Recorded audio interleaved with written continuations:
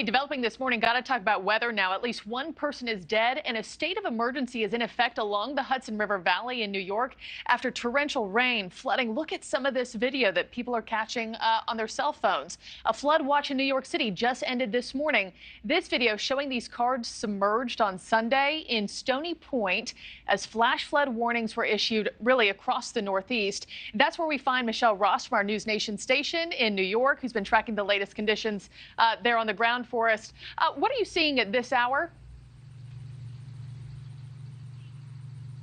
Well, the morning rush is in full swing, and we are seeing a continuous line of cars coming off of the exit here because, yes, more than 12 hours later, parts of the parkway are still closed. And this is causing major confusion. People are now forced to use the local streets. One woman even parked her car and walked over to us and asked us for directions. So because many of these roads are closed and damaged, many don't know where to go. Now, the rain was so severe that people had to sleep in their cars. Heavy flooding and washouts were seen throughout Rockland and Orange counties. And there are still multiple people unaccounted for, but there is one confirmed death, as you mentioned. A young woman in her mid-30s was killed while trying to leave her house. She and her dog were swept away, but her dog is okay, and the rest of her family is too. Very tragic there. The house also floated away, and officials believe it belonged to that woman. Now, Rockland County executive says 6 hikers had to be rescued, as well as dozens of drivers. There were about 40 people that the local fire departments rescued in total.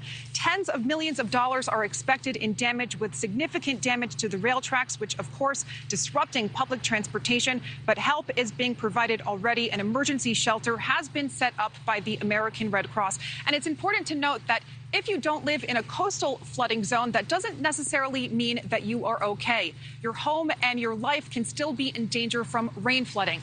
This area saw that 2 years ago during Hurricane Ida, and we saw it again here last night. Back to you, Marky.